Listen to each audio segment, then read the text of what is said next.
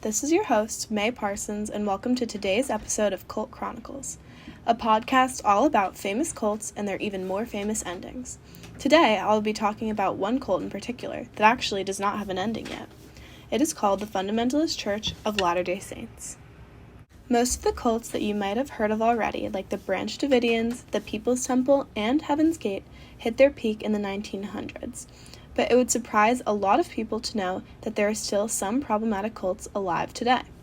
Polygamy, child abuse, child brides, racism, and homophobia are what the Fundamentalist Church of Latter-day Saints, or FLDS for short, is known for.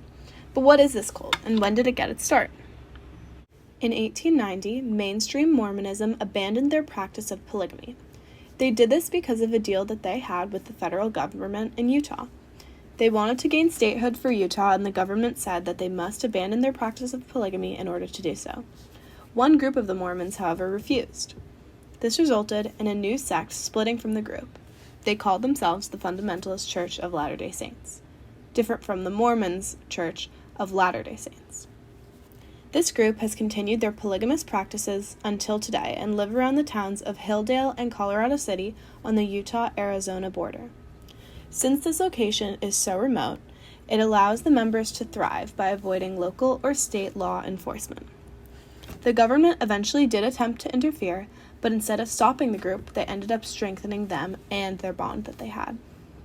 In 1953, Howard Pyle, the governor of Arizona at the time, enraged the people of Arizona, since they were separating the children from their families within the cult.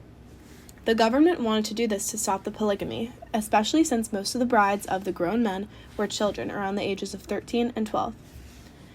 The cult also fought back since they viewed the government as infringing on their right to the freedom of religion. This group has been split up and put back together many times throughout the 20th and 21st century. The current leader is Warren Jeffs, but his father, Rulon Jeffs, ruled for more than 15 years after he turned a council government into a one-man rule. He passed away in 2002, and his power was then passed on to his son. Both men were viewed as prophets for the group and claimed that they were responsible for relaying the word of God to their followers. Warren Jeffs, even stricter than his father, outlawed many activities for the children, like swimming and watching TV. In addition to this, he took over the practice of spiritual marriages, which is the centerpiece of the FLDS polygamy. Jeffs made it so that he was the one who assigned the wives to the husbands. He also determined when a wife should be reassigned to a different husband. Jeffs wanted to keep the younger women for himself and for the other grown men. He would even reduce his competition for wives and the other older men's competition for wives by kicking out younger male members in the group, since they were the ones who presented the biggest threat to their elders. The young men were thrown out of the group and then known as the Lost Boys. They were left with no money or other resources, including contacts outside of the group or in the group. Jeffs was also in charge of the financial activities of the group. The FLDS's fund has grown very big from the property of their members. Most members sign over all of their wealth to the leader when joining the cult. The FLDS women are also heavily encouraged to apply for federal benefits that are originally designed for single mothers. In 2005, Warren Jeffs went on the run after a warrant for his arrest was issued. The charges were of conspiracy to commit rape and sexual conduct with a minor. Since then, the FLDS has been under intense watch by the FBI. At that same exact time, 8 other FLDS men were arrested due to various charges. The charges had to do with child abuse and money laundering. The judge for that case froze $100 million of the group's assets. Jeffs, still on the run, even managed to get to the FBI's most wanted list until he was found at a traffic stop at a routine check in 2006. In 2007, Jeffs tried to commit suicide in prison while he was awaiting his trial by hanging himself. A year later, he was sentenced by a Utah judge to 2 consecutive terms of 5 years to life, meaning he would serve at least 10 years. This charge was for marrying a 14-year-old girl to her 19-year-old cousin. Eventually, in 2011, however, charges were added on accounts of sexually assaulting 2 minors.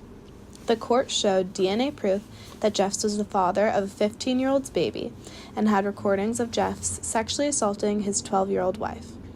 In addition, there were other tapes of Jeff's instructing as many of his young wives on how to please him sexually, and thus he told them, "Please God," he said, according to the Florida Times-Union. The FLDS members, however, stayed strong, and even with the increased government watch over them, they stayed together.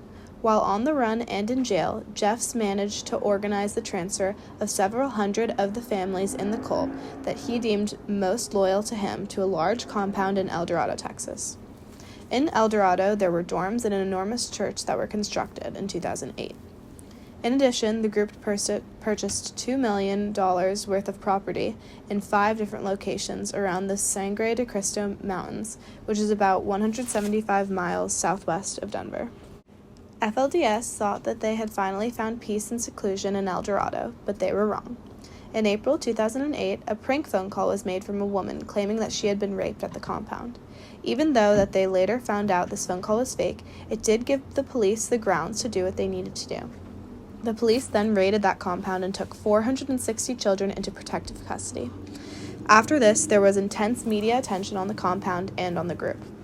Pictures of the sad women in long dresses and the normal hairstyles that the FLDS women wore were spread everywhere and all over the media.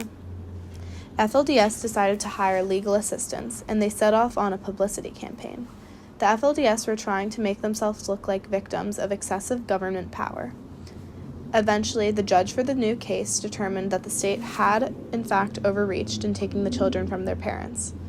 All of those 460 children were given back to their parents, even though FLDS has been known for forcing young women to marry and engage in sexual relations with men who are often their elders by several decades. The cult still remains today, and there is even some evidence that Warren Jeffs continues to lead the group while inside prison. This rumor, however, was more going around when he had first gotten arrested. A little more recently, around 2019, reports were surfaced of a memo where Jeffs renounced his position as a prophet. This means that someone else in the group would have taken leadership.